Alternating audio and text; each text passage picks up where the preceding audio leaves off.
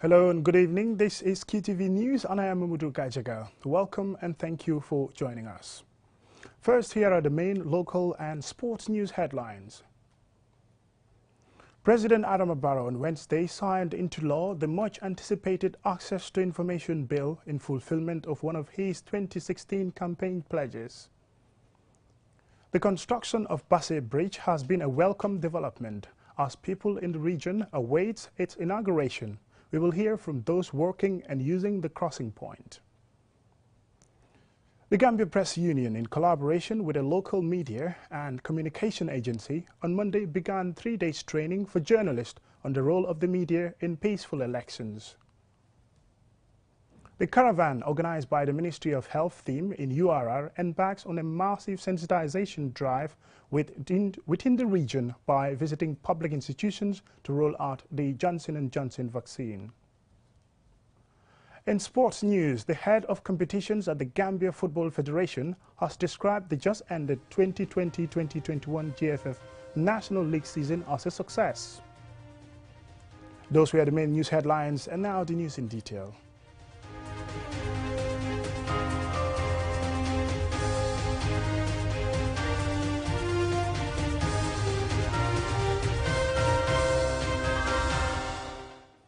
Welcome and thank you if you're just joining us. This is QTV News.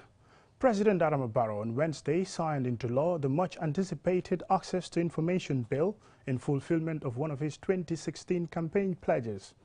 A coalition of civil society organizations who have long advocated for an Access to Information Bill reacted by commending the president for what they describe as fulfillment of his campaign promise and a demonstration of his political will and commitment to transparency and accountability.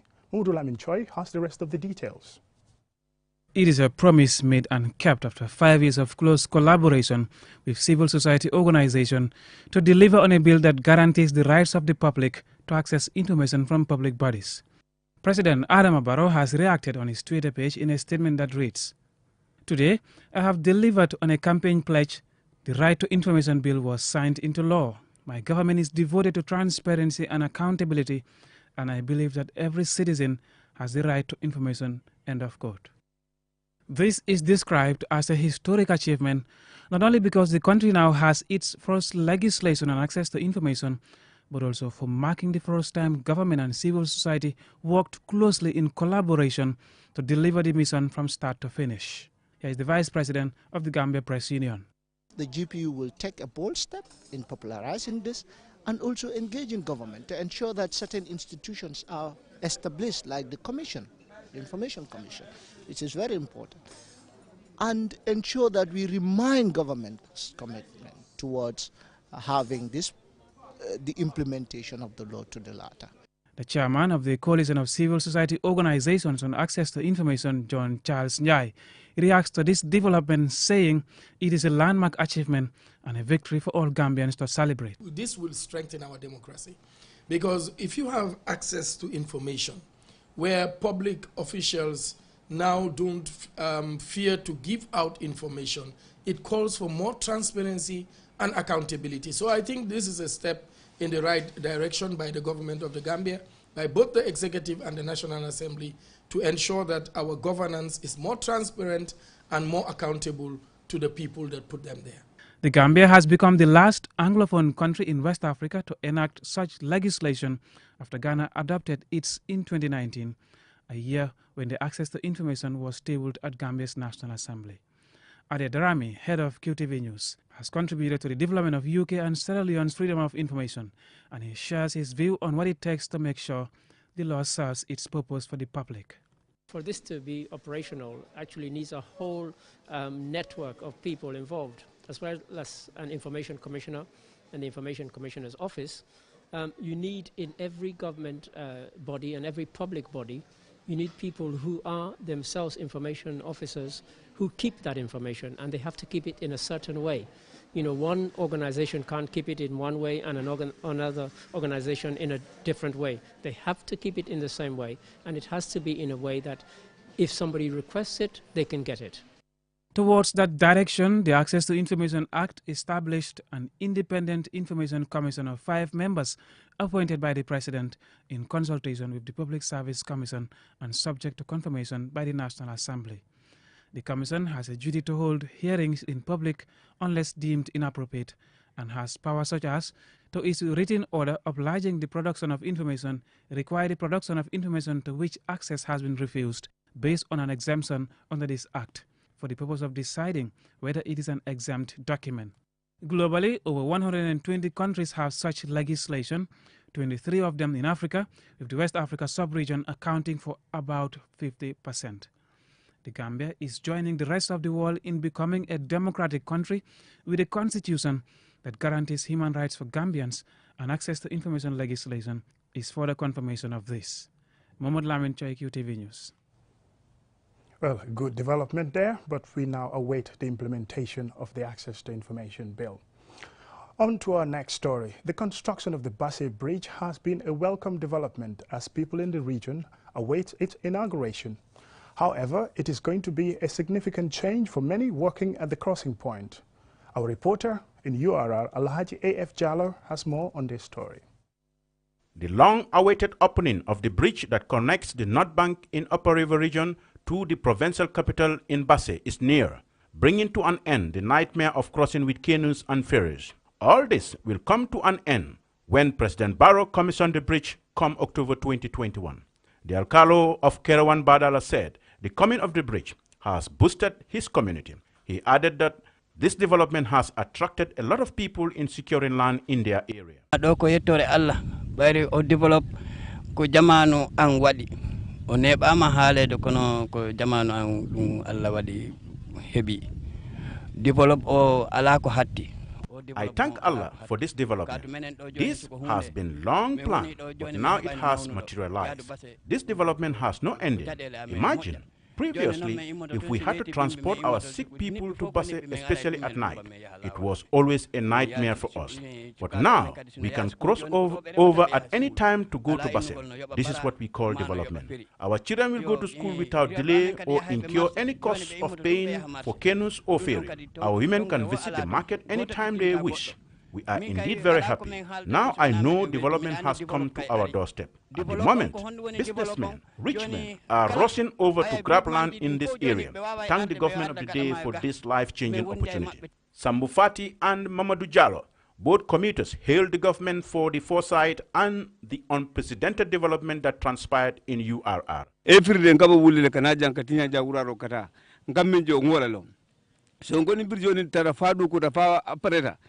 Mido nana inde bridjon mido bati bridjon kono mi arale hande no mi tawi mi ar mi ndara de do golle moƴƴe. We thank Allah for this development. Every day I come to Basse from Wuli. Previously, I spent a lot of money to cross over to the other bank, but now that is a thing of the past. If the going and coming is easy, that alone is a big development. In those days, the condition of our roads were terrible, but now they are constructed and connected to this very important bridge. I believe with the advent of this development, all the places are now one and the same. We thank God for this government. Barrow is a blessing to us.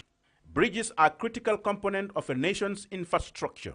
Bridges also facilitate travel so that consumers can purchase goods and services in their communities and beyond. Bridges increase cash flow when they join two places that complement each other economically. For QTV News, I am Alhaji A.F. Jallo. The Rwandan genocide highlighted the dark side of the media, as the media was used to start and continue violence that led to approximately 1 million people being killed in 100 days. The Gambia Press Union, in collaboration with a local media and communication agency, My Media, on Monday began 3 days training for journalists on the role of the media in peaceful elections. Abibatu Sise reports. The training is funded by the Peace and Security Center of Competence, Sub-Saharan Africa Office.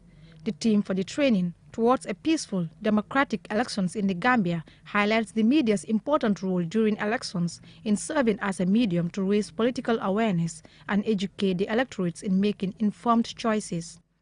Addressing the participants, veteran Gambian journalist Cherno Jallow advises journalists to be objective and ethical in their election reporting and not to allow themselves to be used as political tools for violence. In going to discharge this high responsibility, I will advise you to have one slogan to lead you, to guide you, to inspire you.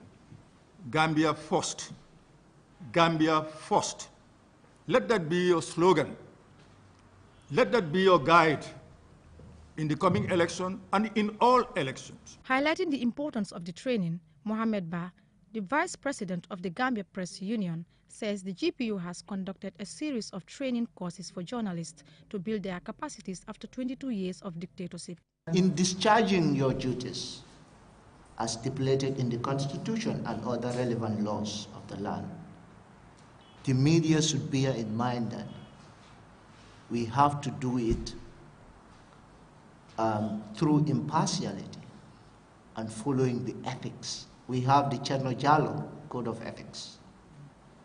I will urge all of you to engage the GPU, the Gambia Press Union, and have the Cherno Jallow Code of Ethics, which is the latest code of ethics. It has election reporting. Please use it as a guiding tool. Ajika Njai, Program Manager of the Peace and Security Center of Competence in Sub-Saharan Africa, spoke about the importance of funding such an initiative, stating that electoral campaigns are the most sensitive in elections and equipping media practitioners with relevant training is crucial. Mahmoud Jouf, a participant, believes that the training will be helpful. We play a crucial role when it comes to informing the general public about the election process, and it's very, very significant that we report accordingly, objectively, and in a very balanced way to avoid chaos. So I think this training is basically enlightening us to understand how we need to report in terms of elections. In the previous years, freedom of expression and freedom of the press were key issues affecting the media before, during, and after elections in the Gambia. With the new dispensation, many are hopeful that with the amount of sensitization and training being conducted nationwide, the looming December election will be conducted peacefully. For QTV News, I am Abibatu Sise.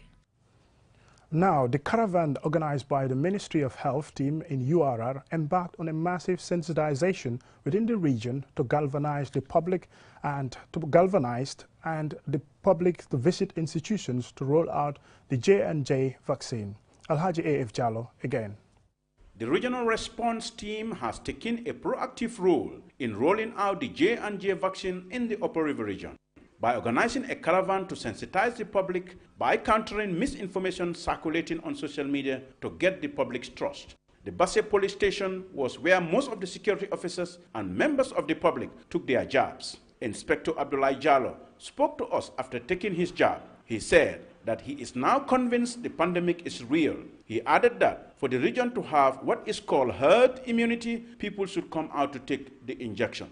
Myself, in the first place, I was not convinced, but when I realized that actually this pandemic is real, and then medication are available and it's free of charge, I see no reason why should people be misinformed, or you want to base on just story that I had that is doing that. So it's better to come and then take the medication. Prevention is better than cure. So we are healthy, we have to take the shot as prescribed by guideline of WHO. So it's better you take it and then save lives, you save others, save your family too. So you never know. I'm convinced 100%, I'm a civil servant. Well, I see no reason, especially law enforcement agents. We are always in the front line. The URR Health Task Force Communication Officer, Mr. Kelefa Kande, said the caravan has yielded positive results as people are now willingly coming out in large numbers to meet the vaccination team at their location to be vaccinated. The caravan is necessitated because there is a spike of cases. Because if you look at the situation report these days, every day the number of cases that is confirmed is increasing. So that's why people should go out to take this vaccine, because it's one of the golden measures that can help protect us from this COVID-19, especially with the Delta virus. So the Delta variant is very important for people to go out to take this vaccine. That's why we are sensitizing people, showing them, telling them where the vaccination teams are, especially in Fuladu here. So we are telling them the strategic points where we deploy these vaccination teams so that people can go out. And we have seen people are going out. Malik Sogo from the EPI said the ministry and relevant stakeholders are working tirelessly to diffuse false information circulating on social media. A lot of information have been said, that is, we call them rumors or false rumors, but we have been definitely working tirelessly together with our health promotion unit so that we can debunk those wrong messages, because people have to understand one thing.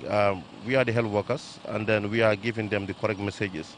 So listening to a WhatsApp audio or somebody that you don't even know, and then you want to believe in that individual, I think people should definitely go beyond that. So, but what we want to just assure people that the vaccines are definitely safe. All the vaccines that we are given here are WHO approved by WHO under the emergency use list. That is why we bring the vaccines in the Gambia, and then we don't bring any vaccine in the Gambia if it is not approved by WHO, and then. So also, not only WHO, but our own MCA. We also have our MCA. Those are the national regulatory authority in the country. Since the team initiated the caravan, the turnout of the people coming out to take the J&J vaccine has been impressive. It remains to be seen whether all those who should be vaccinated are convinced to do so. Reporting for QTV News, I am Alaji F. Jallo. From that story by Alaji A.F. Jallo, we will now go for a short commercial break, and when we return, we will have some more local news stories for you and sports news. The best product in town is back. QCell's MiFi router. Get the best MiFi in the country for just $2,800 and connect up to 15 users with 4G internet speeds and a long-lasting battery life. So rush now to any of our customer care locations and get the best for less while stocks last. For more info, call our customer care on 111. QCell, Senior Boss, the Gambia's quality network. We innovate, others follow.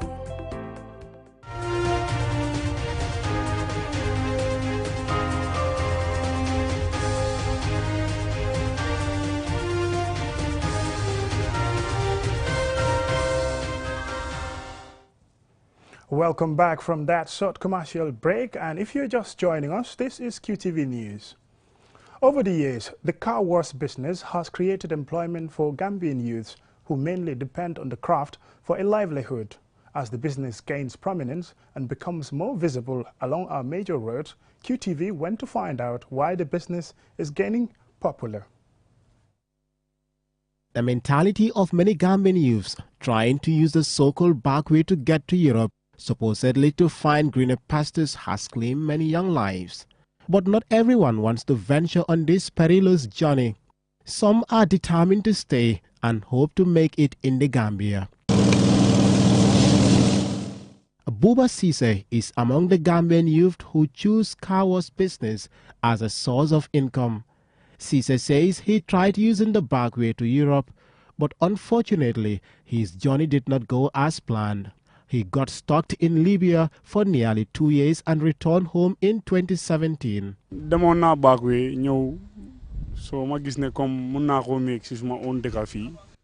I once embarked on the back way. However, after failing to reach Europe, I returned to the Gambia with the hope that I can make it in my country. At the time, I noticed that the car wash business was booming. That was how I got into the car wash business. I work every day earning money. At some point, I decided to employ 6 of my friends to work for me. I pay them at the end of every month. Rainy seasons are a nightmare in the Gambia. This is a booming time for car wash businesses as people queue to have their vehicles cleaned. Yusufa Jata, who also operates a car wash service at Iceman Junction in Canifing, says his car wash business has been in existence for over 4 years. So how has it been so far? Car wash Mango started 2016. Last start I started this business in 2016. The business appeared to be good sometimes, but at other times, it's not easy. Yes, still, I thank God a lot because I married my first wife using earning from this business. The car wash business comes with several challenges, but with passion and determination, both Cisse and Jada said they have gained much experience over the years in dealing with daily trials. A lack of water is our major problem. All we wish for is to have a well or even a borehole to be able to satisfy our customers. If you don't plan in the dry season, it's going to be a big problem for you, especially if you're a family man. It's going to be very tough on you. Since the morning, we have only received 2 cars. With existing challenges in job availability for youth, these 2 young gentlemen believe if youth quit sitting in street corners waiting for government to provide jobs for them, it could be a step closer to solving the menace. So, my advice my friends make fee. My advice to my fellow youth is that we can make it in the Gambia. Having started their business 5 years ago, both Buba and Yusufa say they lack modern tools used in the trade. Yet still, they are both determined to make more savings to transform their businesses. Usman Jatta, QTV News. Usman Jatta reporting there about the car wash business, which is getting popular in the Gambia. Coming up next is sports news.